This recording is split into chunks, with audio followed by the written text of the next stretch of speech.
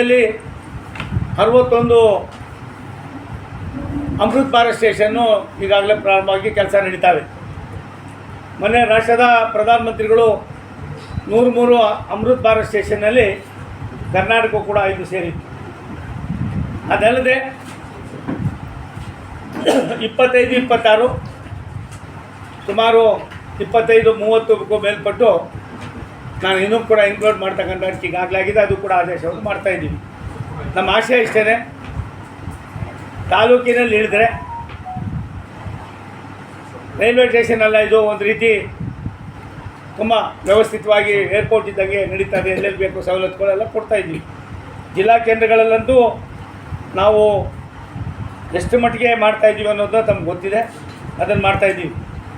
ನಮ್ಮ ಬಡ್ಜೆಟ್ಟು 2,65,000 ಕೋಟಿ, 2,65,00,000 ಕೋಟಿಗಳು ನಮ್ಮ ಬಡ್ಜೆಟ್ಟು.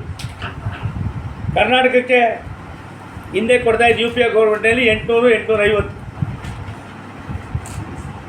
ಇವು ನಮ್ಮದೇ ಆದಂಥ ನಮ್ಮ ನಾಯಕರಾಗಿದ್ದಂಥ ನಮ್ಮ ರಾಜ್ಯದವರಾದ ಸನ್ಮಾನ್ಯ ಖರ್ಗೆ ಸಾಹೇಬ್ರಿದ್ದಾಗೂ ಕೂಡ 800 ಕೋಟಿ ಮೇಲೆ ಯಾರೂ ಜಾಸ್ತಿ ಮಾಡಿರಲಿಲ್ಲ.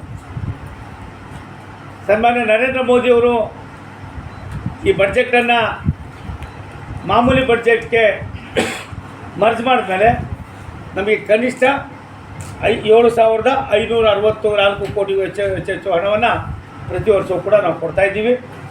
ಆದ್ದರಿಂದ ಏನು ಇದಕ್ಕೆ ಅನುಕೂಲಗಳಾಗಬೇಕಾಗಿದೆ ಎಲ್ಲವನ್ನು ಕೂಡ ನಾವು ಮಾಡ್ತಾಯಿದ್ದೀವಿ. ಆ ಟೈಮ್ನಲ್ಲಿ ಬಜೆಟ್ ಇತ್ತು 2.65 ಪ್ರೆಸೆಂಟ್ ಅದ. ಮೊದಲೆಷ್ಟಿತ್ತು ಯಾವಾಗ ಗೌರ್ಮೆಂಟ್ ಇದ್ದಾಗ?